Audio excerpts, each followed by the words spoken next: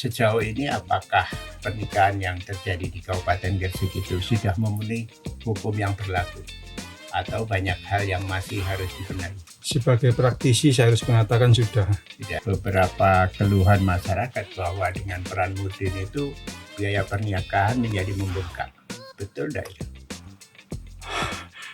Jadi begini ya, biaya pernikahan itu sebetulnya kan sudah diatur.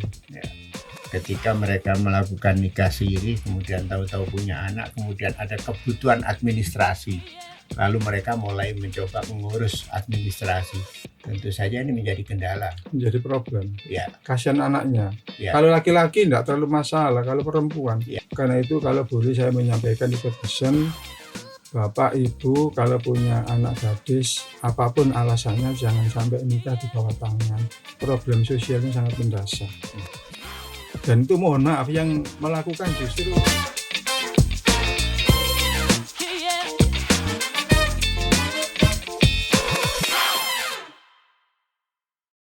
Assalamualaikum warahmatullahi wabarakatuh. Jumpa lagi di podcast Ngopi Disik, Ngobrol Pagi Dialog Gresik, yang akan terus menampilkan narasumber yang kompeten, perbincangan yang menarik, yang tentu saja kita maksudkan untuk memberikan edukasi kepada masyarakat kita.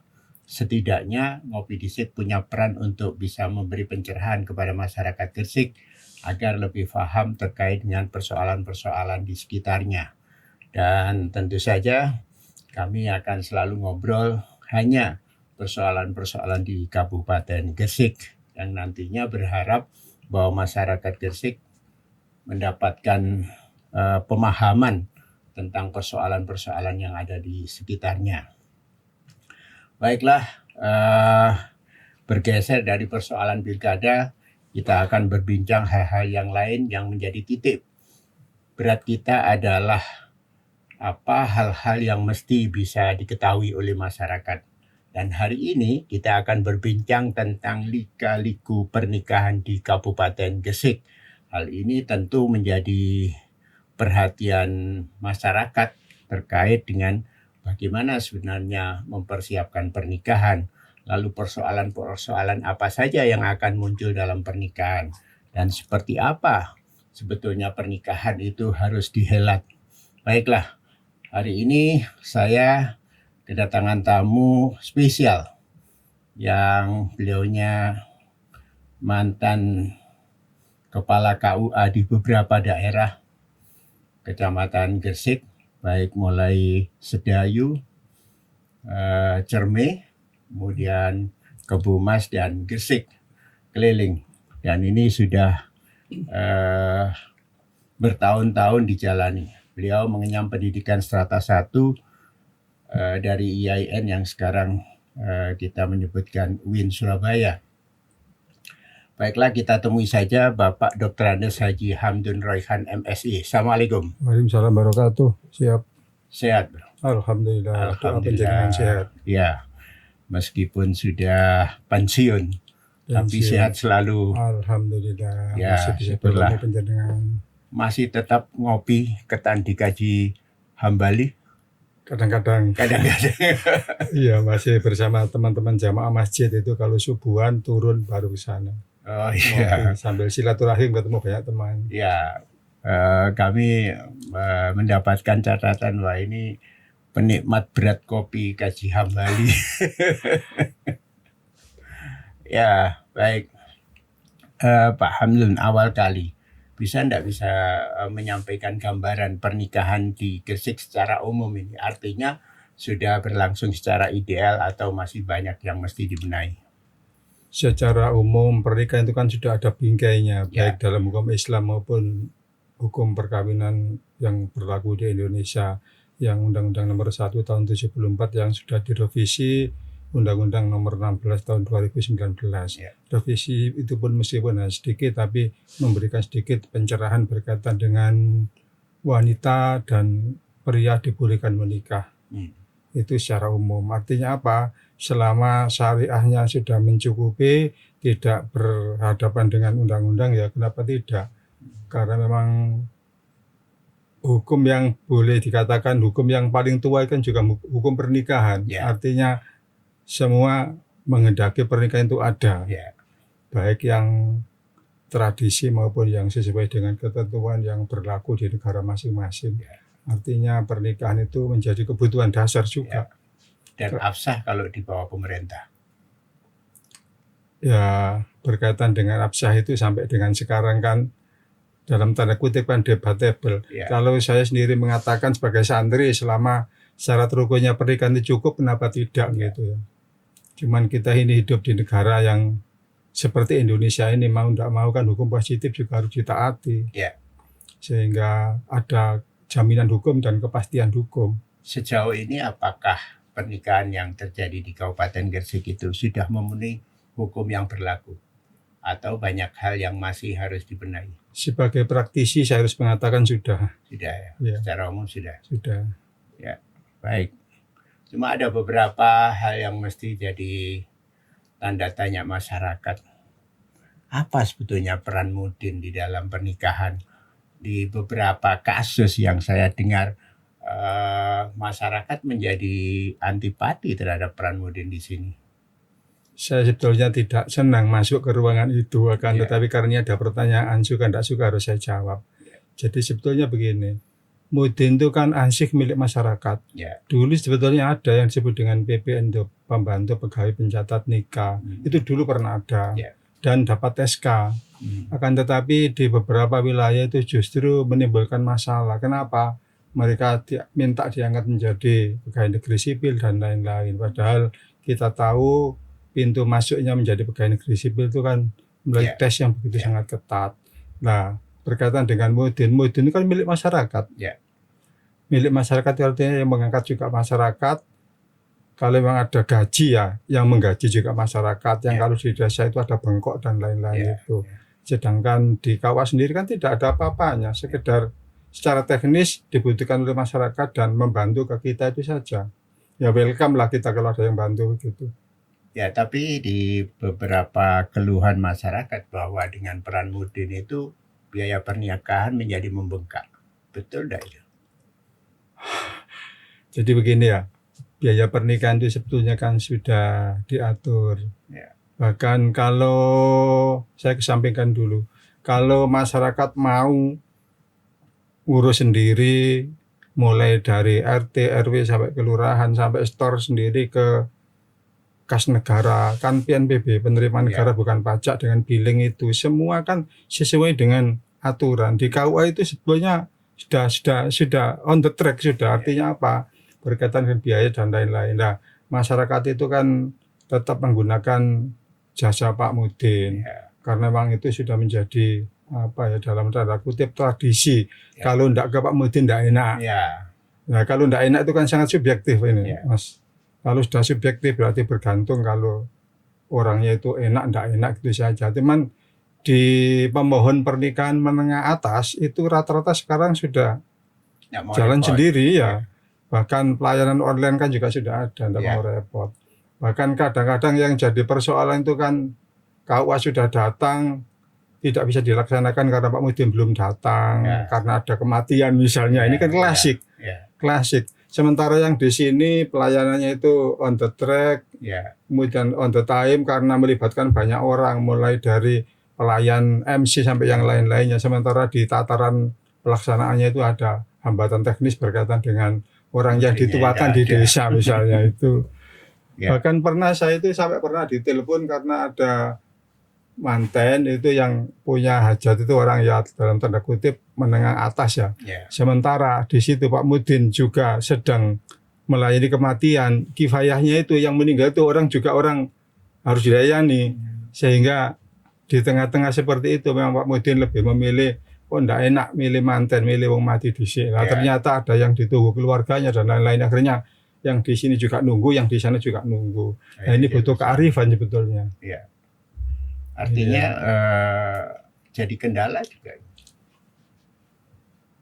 Ya secara umum tidak, cuman Force ini kan majeure, saya anggap ini ya, saya Force anggap majeure. ini kasuistik lah. Ya. Jadi kalau memang itu dianggap hambatan juga tidak, karena masyarakat juga terbantu dengan kehadiran mereka itu. Karena yang menikah dan punya hajat kan tidak semua orang paham prosedur. Ya. Sebetulnya prosedur itu sudah disosialisasi sudah sedemikian rupa. Kan kadang orang-orang tidak mau repot, wis kehilangan duit didik, jarna wis ngwe Pak Muhyiddin, rezeki Pak Muhyiddin. Nah, ini yang agak repot. Ya. Sebenarnya pemerintah sudah memberi patokan biaya nikah Iya, dan sudah. cukup murah. Kalau mau di KUA hanya 600.000. Kalau di KUA malah free ya. Malah free ya? Iya, Malah yang free. 600 itu yang mengundang datang Yang ke rumah. mengundang Iya. harus datang ke rumah. Cuman ya saya tidak tahu ya, ada yang sampai 800, ada yang sampai dengan 1 juta ya, itu jasa layanan. Ini yang kadang-kadang di masing-masing daerah itu variatif ya di sini persoalannya. Jadi secara undang-undang biaya sebenarnya 600.000 600 itu kalau itu di luar. Di luar, Kalau baik hari di KUA kerja itu, maupun hari libur itu 600. kalau Kalau di di KUA KUA free. free sebetulnya. Hanya Jadi mulai saja dari awal diurus sendiri sampai datang mantennya sendiri ya sudah free, tidak ada apa-apa. Persoalan orang ngasih berkat itu kan kearifan lokal. ya, Bahkan ya, kadang-kadang berkat tidak diterima itu diantar ke rumah juga ada. iya. Tidak enak kan tidak kasih berkat misalnya Iya. seperti itu. Ya, Pak Hamdun, kalau terkait dengan pernikahan yang sering menjadi polemik adalah pernikahan anak angkat.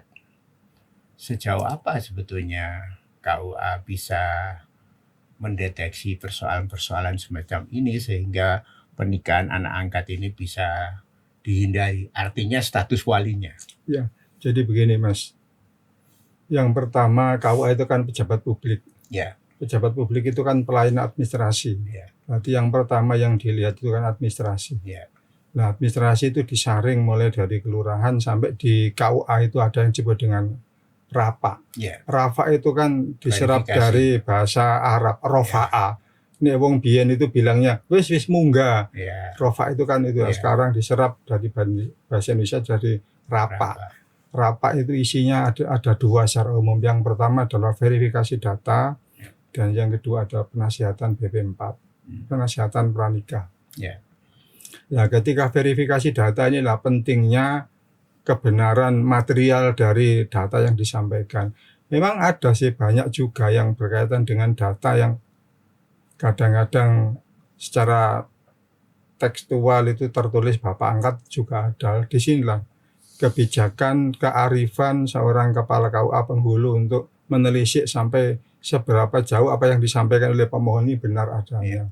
Memang dalam Islam ini kan pengangkat anak kan memang tidak boleh sampai merubah nasab itu. Kisahnya kan siapa itu? Zaid bin Haris itu kan ketika jadi tawanan kemudian oleh Khadijah diberikan hadiah kepada Muhammad Rasulullah SAW sebagai hadiah, dan kemudian ditanya, "Kau anak isopo?" Bin Muhammad kan begitu. Akhirnya turun surat Al-Ahzab ayat 5 itu. Akhirnya itu yang tidak membolehkan anak angkat sampai merubah nasab. Nah, kemudian kalau sampai dengan ini yang terjadi, maka itu tadi kearifan sampai dengan seberapa jauh ketajaman penghulu kepala KUA untuk memeriksa dokumen ini yang paling penting, dan dibutuhkan informasi. Nah, ini satu diantaranya yang untuk saringan awal ya Pak Muhyiddin itu tadi di desa itu biasanya lebih banyak mengetahui tentang apa yang terjadi di wilayahnya. Oh itu dulu ini, itu dulu ini, itu biasanya lebih tahu awal. Informasi itu sangat kita hargai. Pernah tidak di saat rapat itu ditemukan persoalan-persoalan yang terkait dengan verifikasi nasab misalnya? Ya kalau pertanyaan ada tapi tidak sering. Jadi orang di Gresik khususnya ya, saya tidak tahu di daerah lain. Kalau di Gresik itu berkaitan dengan itu kan banyak yang paham bahwa anak angkat itu tidak bisa menerima waris, anak angkat itu bapaknya tidak bisa menjadi wali dan lain-lain. Cuman kan Gresik ini orangnya heterogen, banyak yang orang urban dari ya itu yang kadang-kadang pemahamannya itu ya. Saya tidak mengatakan yang lain tidak paham, tapi ternyata ada 1-2 itu ternyata ada juga yang dari luar Gresik bapaknya. Jadi artinya rapat ini menjadi penting untuk keabsahan nikah. Salah satu di antaranya. Bahwa itu akan dilakukan verifikasi terkait data dengan nasab calon pengantinnya. Oke, baik. Di beberapa kasus kami dulu sempat mengadakan nikah massal, dan Salah satunya adalah orang tua yang tidak bisa ditemukan. Artinya mereka dititipkan neneknya, kemudian orang tuanya TKW, TKI, mereka keluar negeri. Kemudian putus hubungan. Dalam kasus semacam ini seperti apa harusnya? Jadi syarat sah pernikahan itu kan Wali. ada 2 manten, laki-laki dan perempuan. Ya. Jadi dalam undang-undang itu kan dijelaskan laki-laki dan perempuan. Ya. Jadi ketika dulu pernah terjadi kasus laki-laki ketemu laki-laki kan langsung Ya, fasid. ya. Iya. Jadi ada calon manten laki-laki, perempuan, ada 2 orang saksi, ada wali, ada ijab kabul lah. Siapa yang jadi wali? Yang pertama adalah bapak. Ya. Yang kedua kakek, yang ketiga adalah saudara Saudara. kandung dan begitu seterusnya. Nah, ketika bapak yang seperti penjenengan tadi sampaikan, ketika sudah putus komunikasi dan tidak diketahui, maka di sini yang disebut dengan wali gaib dan di sini intikal ke wali hakim. Siapa yang jadi wali hakim? Ini persoalan di tengah-tengah masyarakat. Di KUA sebetulnya tidak ada persoalan. Siapa yang jadi wali ya? Kembalinya ke dawuh Kanjeng Rasul, al-hakimu liman la waliya lahu. Hakim adalah orang yang menjadi wali atas wanita yang tidak punya wali. Lalu apa dasarnya wali hakim? Hadis itu tadi, dan sesungguhnya yang berhak menjadi wali itu kepala KUA. Di KUA itu kan ada penghulu dan penghulu itu bisa menikahkan. Penghulu mendapat tambahan tugas sebagai kepala KUA. Begitu dia diangkat sebagai kepala KUA itu ada jabatan yang melekat pada dia. Yang pertama wali hakim, yang kedua adalah PPAIW, pejabat pembuat akta ikrar wakaf. Nah, sebagai penghulu yang merangkap kepala, dia istikhlaf. Dia mendapat pengukuhan menjadi pengganti sultan. Jadi sesungguhnya di Indonesia sesuai dengan ketentuan undang-undang yang bisa menjadi wali hakim itu adalah Penghulu. kepala KUA. Bukan penghulu, kepala KUA. Kepala KUA. Karena penghulu tidak mendapat istikhlaf, yang mendapat istikhlaf Ya. itu kepala KUA karena jabatan. Ya. Nah, ini bisa jadi ketika wali seperti kasusnya seperti itu tadi, Ya. wali gaib itu berarti intikal ila walil hakim. Yang jadi wali hakim adalah kepala KUA. Karena dia itu mendapat istikhlaf, mendapat SK sebagai SK pengganti ketika seseorang tidak punya wali. Kalau misalnya ini ada orang tua yang nun sewu, mentang-mentang dia yang punya hak untuk menikahkan, ketika dia tahu bahwa itu akan dinikahkan orang lain sebagai bapak angkatnya, kemudian orang tua asli secara prinsip mengatakan tidak mau menikahkan misalnya, mungkin nggak itu terjadi? Ada banyak sih sebetulnya Ada banyak dengan seperti berbagai macam kasus. Iya. Maka orang yang kasusnya seperti itu kan walinya disebut dengan wali adol. Iya. Wali adol itu wali bahasa ngaji ini itu wali bangkang. Iya. Tidak mau bertindak sebagai wali atas anaknya. Maka di sini harus ada penetapan pengadilan bahwa nanti yang bersangkutan hak kewaliannya dicabut, jatuh ke kepala KUA. Tapi kemudian kalau last minute saat di majelis kemudian yorek iku sang anak kok kenapa aku gak gelem dadi wali ya. Saat itu maka apa yang ditetapkan oleh pengadilan juga fasid, berarti bapaknya tetap bisa menjadi wali. Namanya kan hati kan berbolak-balik. Iya. Dan itu yang problem itu salah satu diantaranya begini Mas. Ketika seorang suami istri nikah, punya anak perempuan, terus bapaknya buklayi wong wedok liyo atau apa kemudian, nah sampai anak itu gadis misalnya sampai dengan umur 23, terus menikah. Oleh keluarganya itu kadang-kadang begini, siapa yang jadi wali? Ya Pak Isya ono. Ojo kok enak wong awit bayu gak tahu ngowahi susu sak kaleng-kaleng kok saiki mau teko-teko dadi wali. Gak wali hakim saja. Ini yang jadi persoalan. Nah, artinya begini, apakah orang tua itu punya hak atau kewajiban menikahkan? Hak atau kewajiban menikahkan orang untuk tua menikahkan melekat artinya hak, kewajiban. Ya. Kalau hak kan boleh dipakai, nggak boleh dipakai. Iya, makanya itu pertanyaan saya, itu kewajiban atau hak? Kewajiban menikahkan.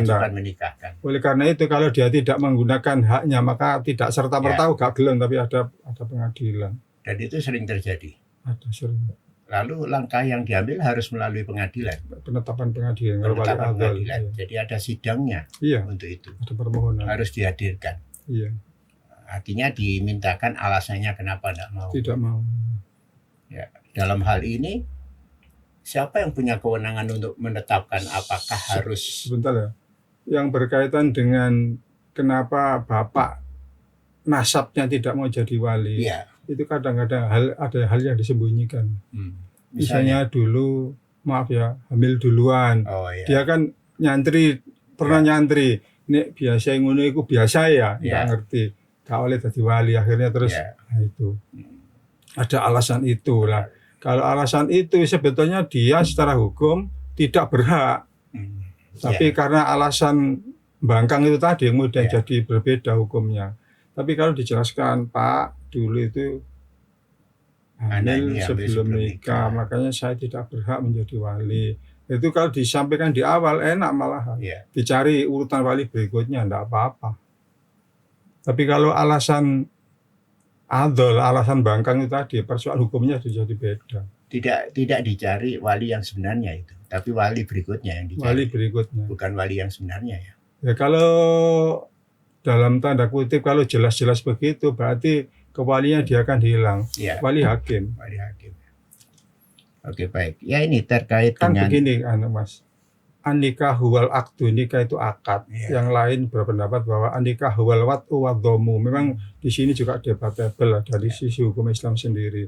Ada yang mengatakan bahwa selama ada pernikahan berapapun umurnya itu menjadi anak. Tapi ada yang mengatakan selama sebelum 6 bulan tidak bisa menjadi anak. Berarti maka dulu kan pernah ada kasus itu yang diputuskan oleh Pak Mahfud MD dulu kan. Apa siapa Ya. ya? Itu menjadi anak nasab. Bukan anak biologis ya, anak biologis bukan anak nasab. Nah ini berarti anikahu wal wat'u wadhomu, anak itu hasil CO. Persoalan ada akad atau tidak itu masalah lain. Dulu kan pernah terjadi ya sampai rame dulu itu. Ya. Ya memang ruwet kalau sudah berbicara tentang pernikahan yang begitu-begitu. Ya, artinya begini, kita juga temukan beberapa kasus ya. Di Om Abdul Wahab pernah menangani kasus anak-anak pang yang hamil duluan. Ya, lalu dicoba untuk dinikahkan. Ya, sebetulnya apa prasyaratnya kalau itu dinikahkan di KUA terkait hamil duluan? Maksudnya gimana? Ya, kita temukan kasus ada anak pang yang hamil duluan sebelum dinikahkan. Lalu kita berniat untuk menikahkan di KUA. Apa sebetulnya prasyarat yang harus dilakukan? Sama, syaratnya sama dengan syarat Tidak ada perbedaan. tidak ada perbedaan. Kalau terkait dengan kehamilannya, Itu tadi yang saya sampaikan di depan bahwa KUA itu pejabat publik berarti administrasi. Ya. Jadi tidak berkaitan dengan selama status itu belum pernah dirubah ya status itu yang digunakan. Berarti seluruh dokumen kalau memang dia sampai bukan hanya anak pang saja di tengah-tengah masyarakat kan banyak yang punya anak 2 bahkan statusnya masih gadis kan banyak juga. Ya itu yang dipakai. Oleh karena itu anaknya tidak termasuk sebagai anak pernikahan tapi anak ibu. Kalau anak ibu itu kan hukum di muka bumi itu kan mengakui anak ibu. Ya, Ya itu yang ya. dipakai. jadi secara administrasi negara tidak bisa ya itu. Hanya mungkin dituliskan Sekarang anak kan biologis. sekarang kan ada pintu masuk itu. Pernikahan dari A ke B dan tidak dicatatkan ada begitu itu. Ya. Itu sebetulnya kalau saya ditanya sangat tidak setuju. Kalau dulu nikahnya benar dalam tanda kutip ya meskipun tidak dicatat, Ya. itu bapaknya masih bisa menjadi wali dalam tanda kutip. Tapi kalau tidak dicatat nikahnya dulu tidak benar berarti kan salah loro gitu. Ya, ya. Ya, memang problem agama dan problem sosial jadi satu.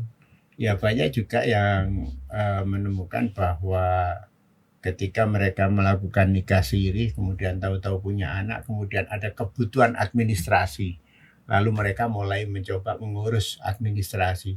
Tentu saja ini menjadi kendala. Menjadi problem. Ya, Kasihan anaknya. Ya. Kalau laki-laki tidak terlalu masalah, kalau perempuan. ya, Makanya ya kalau saya sebagai orang yang pernah saya praktisi, sebetulnya saya tidak melihat dari sisi sah dan tidak sahnya nikah siri, Tapi problem sosial yang menyertai dari pernikahan itu yang justru jauh lebih berat. Kalau anaknya dalam tanda kutip selesai sudah. Bagaimana kalau anak itu kemudian pintar sekolah sampai jadi dokter di tengah-tengah keluarga yang ini kan problem. Iya. Dokter tapi gitu, pejabat tapi begitu, ini kan Iya. menyangkut status sosial yang terjadi sekian waktu yang lalu, kan kasihan. Karena itu kalau boleh saya menyampaikan ikut pesan, Bapak Ibu kalau punya anak gadis, apapun alasannya jangan sampai nikah di bawah tangan. Problem sosialnya sangat mendasar. Iya. Dan itu mohon maaf yang melakukan justru di kalangan kita sendiri. Iya. Mohon maaf kalau boleh saya sebut dari kalangan timbangannya, maaf ya, timbangannya dosa dan lain-lain. Nah, wis laki-laki ketemu perempuan bukan masalah dosanya, wis kedisian hamil ya arek iku apik bener. Iya. Ini apik ketok-ketok mari ngono terus amblas kan arek iku wudu, Iya. mangkrak kan, Iya. kasihan. Itu banyak sekali. Dan tidak punya status jelas. Iya. Ya. Diarani gadis ya sudah pernah menikah, diarani perawan belum pernah merubah status, kasihan. Ada beberapa yang sempat ditangani di Oma Duafa. Salah satunya ketika nikah masal ditemukan bahwa akte nikahnya ini palsu, tidak diakui oleh KUA. Pertanyaannya apa? Pertanyaannya apa yang harus dilakukan ketika seseorang mendapati mereka mau ngurus akte kelahiran anaknya, kemudian ketika diurus secara administratif diketahui bahwa surat nikahnya dinyatakan palsu. Kalau jenengan ketika beli dengan uang bener asli kemudian dapat kembalian uang palsu, apa yang jenengan lakukan? Ya enggak kepake. Nggak kepake, sama kan? Artinya apa jalan keluarnya yang bisa dilakukan oleh pasangan yang mendapati ternyata akte nikahnya palsu? Dari sisi sosial dan hukum tidak ada penyelesaian. Ya. Tidak ada penyelesaian. Kecuali kalau memang ada pintu masuk itu yang bersangkutan mengikuti pelaksanaan isbat nikah yang baru-baru ini dilaksanakan oleh pengadilan agama. Ya. Itu isbat. Dan isbat itu juga sangat hati-hati karena menyangkut nasab. Kalau taruhlah misalnya diputuskan bahwa A dan B ini sebagai suami istri, tapi dulu ternyata pernikahan karena tidak hati-hatian, pernikahannya tidak benar kan, tetap anaknya anak tidak sah, ini problem kan. Oleh karena itu pengadilan agama itu berkaitan dengan isbat ini sangat hati-hati, bukan karena soal pernikahannya saja, tapi anak yang dilahirkan dari pernikahan yang ternyata buku nikahnya palsu itu tadi. Yang jadi problem itu begini ya, di tengah-tengah masyarakat kita itu sering berlindung di balik nikah siri. Ya. Ada yang dapat sertifikat, ada yang dapat buku nikah dengan biaya 2-3 juta. Ternyata itu buku nikahnya ya buat sendiri. Ada sindikatnya sendiri, tidak terdaftar di KUA. Dan ini kan yang jadi korban kan masyarakat. Ya. Karena itu kalau tadi pertanyaannya Pak Mudin tadi itu dalam tanda kutip mengganggu, ya pintu awal saringan ya ada di sana itu sebetulnya. Tapi kalau berkaitan dengan hal-hal yang bersifat kasuistik ya mungkin penjenengan sampaikan tadi benar juga. Ya, artinya dalam kasus yang ditangani Oma Duafa sebetulnya nikahnya jelas memang itu terjadi, pernikahan, akad nikah terjadi, ada foto-fotonya, ada yang menikahkan, ada walinya dan semuanya. Hanya saja kebetulan yang lapor ke saya pihak perempuan dan yang mengurus surat-surat waktu itu pihak laki-laki. Tahu-tahu akta nikahnya dinyatakan bukan asli. Gitu. Bukan asli itu kan berarti kan tidak terdaftar di KUA Iya, pernikahannya. tidak terdaftar di KUA. Nah itu berarti kan jatuh ke broker pernikahannya. Iya. Nah problemnya dulu nikahnya apa walinya sudah benar, ijab kabulnya apa sudah benar kan jadi Benar, ada fotonya semua sehingga mereka mau tidak mau dikirim ke isbat nikah. ya itu mungkin sebagai alat bukti tambahan. Ya. Tapi foto-foto apa dan lain-lain itu bukan alat bukti kan, hanya Ya. tambahan saja Ya. sebagai alat bukti tambahan sosial. Yang penting di sini itu kembali ke hukum dasarnya, la nikaha illa biwaliyin wa Ya. syahidai adlin. selama ketika foto itu bisa dihadirkan orang-orang yang ada di situ dan mengatakan iya benar terjadi itu walinya, berarti pengadilan mau menerima mengisbat. Yaitu tadi kembalinya kepada dua orang saksi yang dihadirkan untuk mengatakan bahwa iya terjadi pernikahan dan pernikahannya benar. Karena itu pengadilan agama tidak serta-merta kemudian isbat itu semua dilayani. Ya, problemnya mendasar. Kalau seandainya ada kelirunya kan nasabnya yang kena. Ya. Ada lagi kasus yang ditemukan bahwa ada pasangan yang menikah jauh di luar pulau, ya kan, katakanlah di Aceh atau di Papua, ya, jauh di luar pulau. Kemudian dia mungkin di Gresik, kemudian terjadi perkara dan lain sebagainya, buku nikahnya dibawa laki-laki, laki-lakinya meninggalkan rumah gitu loh. Kemudian si perempuan ini karena merasa terbengkalai kehidupannya, bermaksud untuk menuntut gugat cerai. Nah, ini persoalannya pembuktian nikahnya ini kan susah. Artinya dia nikah di luar pulau. Dia harus melampirkan buku nikahnya pada saat melakukan gugatan. Apa semestinya yang harus dilakukan masyarakat jika menghadapi persoalan Jadi begini, yang pertama untuk saya melompat ke pekerjaan orang sedikit ya, pengadilan agama. Pengadilan agama itu punya relatif kompetensi dan hard kompetensi.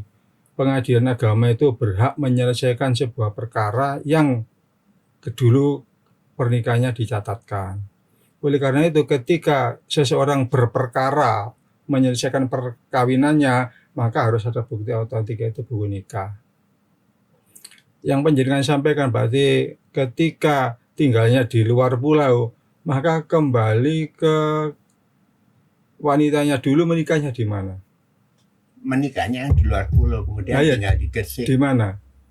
Di Medan misalnya. Di Medan. Sekarang itu sudah jaringannya sudah online semua. Oh, iya. Jadi ketika dia bisa menyebutkan nomor saja, nomor akta nikahnya, nanti di sana dibukakan register, kemudian disampaikan tempat tinggal dia, di situ sudah disampaikan nanti KUA setempat bisa membuat surat keterangan bahwa nikahnya tercatat di KUA sana nomor sekian dan surat keterangan ini dipakai mendaftar ke pengadilan agama. Sudah bisa sekarang, bisa. Artinya sudah online pernikahan online, itu. Sejak tahun berapa itu?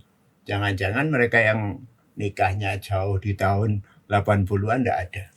Di Gresik aja tahun 49 ada. 49 ada, sudah online semua. Nah ya sekarang kan sudah jadi begini ya, ketika terjadi begitu, kemudian register yang sudah sekian waktu dibuka atas nama A dan B tertulis di register sekian. Nah ini yang disampaikan kepada yang bersangkutan untuk digunakan mengajukan gugatan. Jadi KUA setempat ini yang di mana tempat tinggal wanita itu yang ada relatif kompetensinya itu tadi. Jadi misalnya nikahnya di Aceh, sekarang tinggalnya di Gresik, berarti yang wilayah adalah KUA Gresik. Ini kemudian konfirmasi ke Aceh dulu. Buku nikah orang ini apakah nikahnya tercatat. Jadi contoh ya yang paling sederhana, saya sebelum purna itu ada orang Gresik nikahnya dulu di Pacitan. Saya mendapatkan konfirmasi kembali dari Pengadilan Agama Pacitan. Apa benar surat keterangan ini dibuat oleh KUA Kecamatan Gresik nomor sekian ya. Tolong difoto dikirim ke saya. Saya cocokkan ternyata ada benar dan itu bisa digunakan ke pengadilan untuk mendaftarkan perkaranya. Artinya apa? Tidak ada pernikahan yang kalmu alakoh terkatung-katung tidak bisa diselesaikan, tidak bisa. Kecuali memang orangnya sendiri yang jarak. Yang jarak itu begini mas, kadang-kadang itu ya. Ini problem yang di tengah masyarakat itu ya. Suami istri sing wedok cerewet, kumpul marotuwa, wis disembir-sembir terus, diklemir terus gak kerasan. Sing lanang pamitan baik-baik. Dek, aku tak nang Malaysia golek penggawean, gak kerasan aku ngene omah. Ya mas hati-hati, yo bahkan berangkat disangoni. Ternyata sampai di Malaysia 4 tahun gak ono kabare. Kurungu-kurungu nek kono jare wis punya wanita lagi, saya enggak menggunakan istilah nikah ya, punya wanita lagi. Nah ini kadang-kadang wanita itu menunggu yang tidak jelas. Dalam waktu menunggu yang tidak jelas itu terkadang Itu akhirnya si wanita itu menikah lagi, nikah siri. Akhirnya ketika punya anak jadi masalah, padahal dia masih terikat dalam pernikahan yang ketika Ya, dengan laki-laki yang meninggalkan tadi. Kan nikah itu kan abadi, Mas. ya, Tidak lapuk karena waktu, tidak lekang karena zaman. ya, Contoh ya itu tadi 4 tahun sing lanang terus balik nang Indonesia mana, kumpul suami istri punya anak, masih anak sah kan? Enggak ya, pernah ada kata talak. ya. Tapi jadi masalah ketika dia pulang kemudian istrinya sudah tidur dengan orang laki-laki lain. Apa yang terjadi? Ya arit semut tuh. Ya, Dan tapi itu kan ada. ya artinya kan begini, ada ketidakadilan di mana ketika perempuan kemudian terlantarkan dalam kasus semacam ini. Apa upayanya yang semestinya untuk memperkuat posisi yang sebenarnya dia? Sebetulnya begini, di hukum Islam Indonesia, saya katakan hukum Islam Indonesia itu kan membudaya disebut dengan taklik talak. Ya, Taklik talak itu kan mulai tahun 53 sudah ada. Nah, taklik talak itu kan yang pertama apabila saya meninggalkan istri saya 2 Ya. tahun berturut-turut. Yang kedua tidak memberikan nafkah lahir batin ya, 3 bulan berturut-turut. Yang ketiga apabila saya menyakiti badan istri saya dan lain-lain. Saya ambil yang pertama 2 tahun berturut-turut. Ada klausa yang terakhir itu, dan apabila istri saya tidak ridho ini yang menjadi klausa dasar sebetulnya. Tapi semua pernikahan itu mesti ditandatangani. Enggak kan? Bergantung istri minta atau iya, tidak. Iya. Iya. Kalau tidak minta kan ya salahnya sendiri kan, Iya. diberi fasilitas tidak digunakan. Lah sebetulnya dari situlah digunakan pintu masuk. Kadang-kadang mohon maaf ada banyak wanita yang melihat suaminya itu semuanya sehingga mboten bisa taklik talak. Suami saya itu 100.000% baik ya kan Ya. gitu ya. Ya, Akhirnya mengabaikan itu, dan ketika ada masalah begini kesulitan pintu masuk. Tapi ada satu hal sebetulnya, KUA itu ya rodok pinter. ya. Apa? Jaluk gak jaluk, moco gak moco itu dibagian ditandatangani saja. Iya. Nah, itu dalam rangka ada penyelamatan hak Ya. seorang wanita sebagai istri. Nah, tapi artinya sanksi itu berlaku secara otomatis atau tetap melakukan gugatan? Gugatan. Harus melakukan Tidak bisa gugatan. otomatis karena Ya, apabila istri saya tidak ridho, iya. ditinggal 8 tahun duduk manis di rumah, nikah itu Ridho, tidak tidak ada jatuh, masalah, tidak ya. jatuh. Makanya orang tua dulu kan menyebutnya dengan talak tebus, kan bayar iwat. Iya. Bayar uang iwat itu kan talak tebus, diberikan, dititipkan di pengadilan, diberikan kalau di negara Islam kan ke Baitul Mal. Iya. Kalau di Indonesia mungkin di BAS mungkin Iya, begitu ya, di store BAS di sana. nasional. Iya. Iya. Sebetulnya semua sudah ada pintu masuk. Cuman orang kadang-kadang mengabaikan persoalan yang ya dalam Islam memang husnudzon itu memang harus kan. Iya. Tapi kan nikah itu kan ada 2 keluarga, 2 kebiasaan, Iya. 2 budaya. Ini yang kadang-kadang orang itu sembrono itu ya di sini. Dan sifat orang tidak abadi. Hati orang bisa Tidak berbalik-balik. abadi, ya mukalibal qulub itu Iya, harus iya. balik-balik hati. Ya. Problem ya. Kalau kasus nikah sedara, ketemu enggak kira-kira di Gresik? Oh, di Pernah. Gresik belum pernah. Enggak pernah ya? Alhamdulillah enggak pernah. Tapi ada catatan ada 254 pasangan nikah di bawah umur tahun 2023. Ini termasuk angka yang besar. Ya, kenapa sampai itu terjadi? Secara kultur masyarakat Gresik memang masih seperti itu. Yang saya tahu mungkin di daerah-daerah yang sangat agraris, yang mungkin banyak petaninya, mungkin daerah-daerah yang agak pelosok lah, yang mungkin pemahaman budayanya belum begitu kuat, mereka mungkin masih menikahkan anaknya di bawah umum. Kenapa Gresik yang kita Saya lihat sebagai kota tidak bisa menyampaikan speak with data, saya tidak bisa ya. Akan tapi problemnya memang banyak hal. Jadi nikah di bawah umur ya, yang Iya, kita maksud. iya. Itu kan berarti pernikahannya baik laki-laki maupun perempuan di bawah 19 tahun kan, Iya, iya. sesuai dengan Undang-Undang Nomor 16 tahun Iya. 2019. Banyak problem yang barangkali rodok kasar dan tidak enak disampaikan itu memang bagian dari pengaruh kehidupan yang semakin terbuka Dan ini tidak melihat status seseorang itu. Saya hanya ingin menyampaikan, monggo mau ada kesempatan para bapak, para ibu yang punya anak gadis, monggo jangan super protect, tidak, tapi bersama-sama kita awasi, kita ajak mereka sholat. Kan begini Ustadz, Mas, dalam surat At-Tahrib ya, wa anfusakum wa ahlikum naro. Kalau orang Gresik ini kalau sak gak duwe-duweane wong nek golekno pangan, sandang, papan mungkin bisa. Tapi tidak semua orang Gresik, meskipun kiai sekalipun, tidak mampu mengajak anaknya untuk bersama-sama masuk surganya Allah Subhanahu wa taala. Artinya apa? Tugas terberat orang tua sekarang ini adalah bukan golekno pangan, tapi iso ta bareng-bareng ngejak anggota keluarga ke surga ini, istri, anak dan. Nah, ketika kesandung anak, di sini problemnya. Mungkin penjenengan yang ingin tanyakan, mungkin kepingin menyampaikan apa yang ingin saya sampaikan. Satu di antara memang ada indikasi berkaitan dengan pergaulan. Memang sejak saya menjadi kepala KUA dulu, memang yang mengajukan dispensasi nikah karena umur itu ya karena, ya mohon maaf ya saya sampaikan agak vulgar, memang banyak yang karena hamil duluan. Meskipun itu bukan faktor satu-satunya. Secara sosial sebagian mungkin besar berarti. Ada, bukan. Saya makanya saya tidak bisa speak with data. Kalau mengatakan sebagian besar berarti kan saya harus menyajikan data, tapi saya tidak tahu. Tapi kalau itu memang ada karena itu tadi ada. Kalau tidak karena apa? Sekarang yang sekarang ini sejak tahun 2019 itu kan passing grade untuk dibolehkan nikah. Kalau dulu kan wanita kan 16. Sekarang 19. Nah, dengan space yang bertambah 3 tahun, mungkin karena waktu dibolehkan nikah itu yang 19 tahun tanpa dispensasi itu tadi, mungkin di sini juga menyebabkan salah satu hal yang menyebabkan. Dan yang kedua mungkin juga faktor pekerjaan dan lain-lain, saya tidak bisa membuktikan dengan angka, cuman faktor-faktor itu semua ada di dalamnya. Mungkin si laki-laki mau tugas luar kota, mumpung belum tugas, kadang-kadang dinikahkan. Itu alasan yang normatif memang. Alasan normatif saya bilang itu. Karena memang juga ada sering ada yang panggil, alhamdulillah yang Ustaz ini mau belajar lagi ke Arab Saudi karena ini perempuannya tidak boleh dibawa oleh orang tuanya, maka nikah dulu. Ternyata ujung-ujungnya bukan karena itu. Bukan karena itu.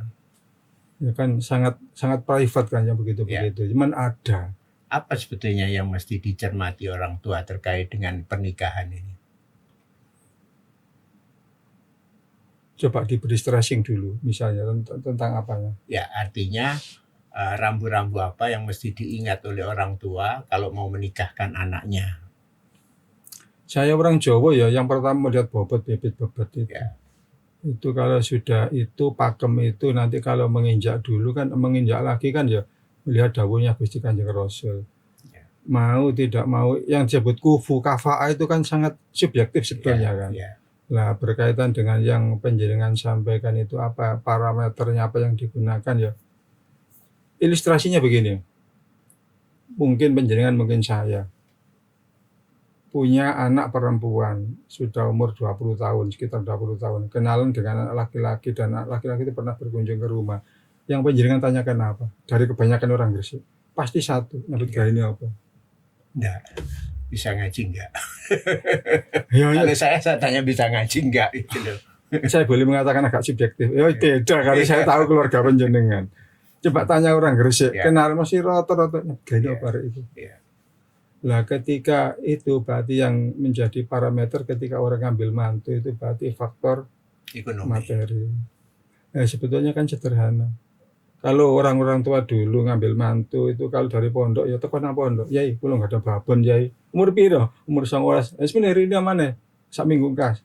Yai istikharah, bapak ikon istikharah, wis arep gon mulyar iki apik. Kan jarang sekali seperti ini sekarang. Nah, kembalinya ya kalau kita menggunakan ugeran pakem apa yang dari wong Jawa dulu dan dari Rasulullah insya Allah selamat. Nah, karena paradigma yang seperti itu sudah bergeser, ini akhirnya menjadi problem sosial yang numpuk-numpuk sekarang seperti sekarang ini. Makanya orang seperti panjenengan seperti saya ya, mari kita berdoa tetap untuk konsis menjaga pakemnya orang tua dulu dan kita kembali ke dawuhnya Kanjeng Rasul. Insya Allah selamat kok. Wong Quran sing jamin kok. Aja wedi nek nikah gak duwe apa-apa. Iya, Iya kunu fuqara ayu ghanihimullah Iya. min fadli. Wis iku jaminan, masa depan bukan milik kita. bukan milik kita. Diuber gak kena. Lah iya. Ya, ini kalau secara administratif ya, artinya bahwa kita perlu stressing pada masyarakat kita, apapun kejadiannya sebaiknya tidak nikah siri. Saya sebagai praktisi garis bawahi seperti itu. Bahkan saya stabilo merah, jangan. Kasihan, apapun alasan. Kerugiannya apa saja? Bisa dirinci kira-kira. Ya kalau kerugiannya memang secara umum tidak menunjukkan indikasi personal, cuman kejadian yang paling ada itu, contoh yang paling gampang begini ya. Contoh hal yang paling sederhana. Ketika alasan tugas, nikah siri, kemudian tugas kecelakaan udara, kecelakaan transportasi. Ya. Kemudian bagaimana cara menyelesaikannya? Ya. Apakah kita harus berteriak kepada semua orang kampung bahwa ini sudah nikah di bawah tangan dan tidak bisa? Pasti orang yang mendengar pasti jari anak ustadz tapi Ya. kok ngono. Padahal resmi sudah jelas nikah, sudah benar bapaknya menikah sudah, dalam konteks syariah sudah. Cuman ketika ada muncul masalah sosial seperti itu, pasti orang terbelah. Ya. Sing seneng mengatakan berdasarkan apa yang menjadi pikirannya, framingnya seperti apa, yang nggak seneng mesti itu tadi. Ya. Nah kan kasihan kalau padahal Ya. pernikahan itu luhur. Ya. Oleh karena itu apapun alasannya jangan sampai ada yang nikah siri. Yang paling dirugikan adalah pihak wanita. Perempuan. Ya, baik. Ada satu kasus pernikahan menarik dan ini menjadi viral kemudian menjadi perbincangan banyak di masyarakat Gresik. Kasus nikah dengan kambing. Menurut jenengan gimana? Itu narasi yang dibangun keliru. Ya. Harusnya tidak menggunakan diksi nikah sebetulnya, perkawinan sebetulnya. Kalau perkawinan kan ya monggo saja. Ya. Tapi kalau sudah menggunakan istilah nikah dengan kambing, nikah itu kan bahasanya santri, sakral kali situ. Ya. Kalau anak kucing kawin itu Ya. barangkali kalau dulu narasinya yang dibangun itu perkawinan dengan kambing, saya tidak risau. Ya. Tapi ketika narasi yang dibangun, diksi yang dipilih itu pernikahan, itu agak spesifik karena nikah itu digunakan oleh Nabi istilah itu. Makanya Tapi kalau nonton di videonya, ritual yang digunakan itu hampir sama dengan ritual pernikahan manusia. saya tidak ingin komentari itu sebetulnya. Memang dari pandangan saya ya memang wong ya wis wong golek macam-macam saya anggap. Saya melihat videonya itu kok aneh-aneh wong iki. Saya langsung spontan seperti itu. Golek gawe. Iya, aneh-aneh saya bilang begitu. Ya. Kalau terkait dengan Bahkan ada teman saya yang katanya diundang kepingin pada saat itu. Teman tawar gendeng kan. Betul. Gitu ya. Ada beberapa teman juga yang diundang tapi mereka sudah feeling bahwa ini ada hal yang salah sehingga dia tidak datang. Beberapa teman seperti itu berarti kan punya kecerdasan intuisi. Prediksinya cukup ya. Nah, kalau bicara sanksi ini, Ustaz, apa sanksinya ketika ada pernikahan yang katakanlah salah secara administratif pemerintahan? Misalnya ada pemalsuan data kemana-mana laki-laki ngaku Joko misalnya. Apa yang bisa ada di dalam hukum kita? Alhamdulillah ya. Dengan saya sanksinya. Termasuk orang yang dijaga oleh Allah. Saya itu ada laki-laki berkasnya sudah dalam tanda kutip benar semua. Kemudian saya itu kok tidak nyaman menerima berkas ini. Di waktu di Gresik, saya tidak menyebutkan desanya. Akhirnya saya suruh konfirmasi ke pengadilan yang mengeluarkan akte cerainya. Ternyata benar akte cerainya palsu. Nah, kira-kira 1 bulan kemudian saya baca koran, saya melihat nama dan datanya, hampir yang nikah di Gresik saya tolak dulu itu. Termasuk Belai Selamet. Taruhannya jabatan kalau Iya. keliru begitu itu. Itu bisa terjadi ya? Bisa terjadi seperti itu. Ya bisa saja, wong duit dipalsu kok. Iya. Dan orang jual akta cerai palsu Nggak, juga artinya banyak. kalau ada kesalahan dari pihak KUA misalnya itu bisa digugat. Kalau KUA-nya selama prosedurnya tidak ada yang terpotong, tidak apa-apa, tidak bisa digugat. Tapi ketika ada yang misalnya, Ya. orang khilaf kan ya ada saja kan. Ya, Biasanya itu masuk pintunya masuk itu nikah dadak. ya. Ya untungnya kalau nikah dadak itu sekarang itu kepala KUA agak teliti ya. Tetap yang namanya rapat, pemeriksaan dihadirkan, Harus pernyataan bermaterai itu semua ada. Kalau yang dulu-dulu itu kan gitu-gitu kan AB. Karena dulu-dulu orang nikah itu kan baik-baik. Iya, iya. Dulu jarang ada niat jelek. Iya, Semuanya nikah ya wes ibqaun nasli, ya apa melanggengkan keturunan. Sekarang itu kan ya macam-macam itu, macam. Sehingga semakin itu kesannya semakin tambah repot, tambah sulit, berkasnya tambah banyak ya. Masing-masing orang kan membuat jaring untuk dirinya sendiri, apa caranya selamat. Ya. Kon repot ya, pokoknya yang penting aku ya selamat. Ya. Enak kon mari ngono turu karo bojo mungkin dendeng-dendeng api ya misalnya begitu. Tapi bagi pemohon misalnya, pemohon pernikahan, kalau sampai terjadi pemalsuan data yang semacam itu, apa sanksinya? Sanksi administratif, kesalahan administratif. Bagi pihak Dia menyampaikan pihak manten data atau yang pihak kita. pihak mantennya. Ada sanksi enggak? Itu biasanya kalau kekeliruan itu sampai merusak pernikahan, biasanya itu pihak-pihak itu mengajukan fasid ke pengadilan, pembatalan. Pembatalan itu baik yang dirugikan, kalau suami yang dirugikan, suami yang mengajukan, kalau istri yang dirugikan, istri yang mengajukan. Kalau tidak dua-duanya, kepala KUA bisa mengajukan pembatalan pernikahan. Tidak ada sanksi denda atau apapun, tidak ada ya? Tidak ada, pernikahan Ya, dibatalkan. pernikahannya yang dibatalkan. Oke, baik. Ada pesan khusus yang mungkin mau disampaikan ke masyarakat, apa-apa yang berkaitan dengan pernikahan ini yang harus diingat oleh masyarakat kita? Yang pertama, tujuan pernikahan itu adalah ibqaun nasli, melanggengkan keturunan. Karena itu carilah calon mantu yang baik, baik laki-laki maupun perempuan. Sebelum mencari mantu yang baik, keluarganya juga harus keluarga yang baik dulu.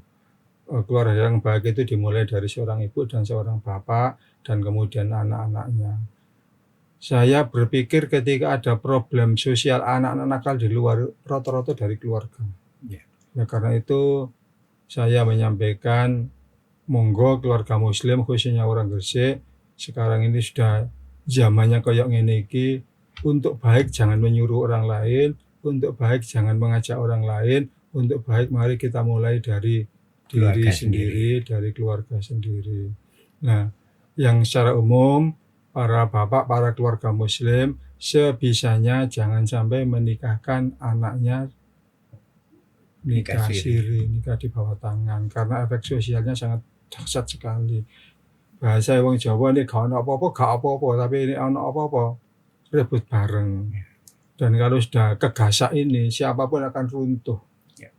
Oleh karena itu, monggo bareng-bareng bismillah, noto anak, noto yang baik, dimulai dari memberikan rezeki yang halal kepada anak-anak kita. Lahmun nabata min haramin fannaru aula bihi. Daging manusia yang tumbuh dari rezeki yang tidak halal, fannaru aula bihi. Orang itu hanya pantas menjadi santapan api neraka. Kita mulai dari cara memberikan rezeki kepada mereka. Insya Allah, nanti Allah semua yang akan memberikan jalan terbaik untuk anak-anak kita, untuk keluarga kita. Asalkan kesungguhan itu kita pedomani dan kita pegang bersama. Oke, baik. Satu lagi yang perlu saya tahu ya, bahwa di beberapa tahun kemarin ketika dirilis bahwa tingkat korupsi di Indonesia begitu besar dan yang tertinggi ada di Kemenak. Bagaimana komentarnya?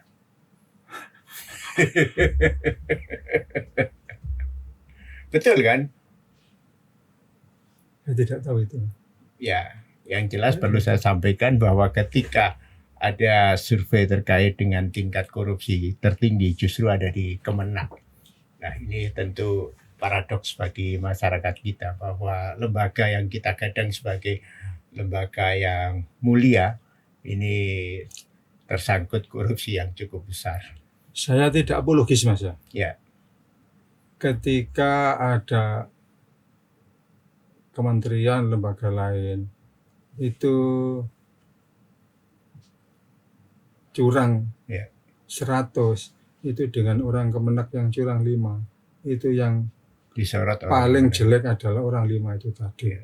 Jadi orang berharap bahwa Kementerian Agama itu adalah kertas putih yang Ya. selamanya akan tetap putih. Ya. Tapi namanya Kemenak juga bukan penghuni jin. Ya. Ya namanya juga ada orang. Ya.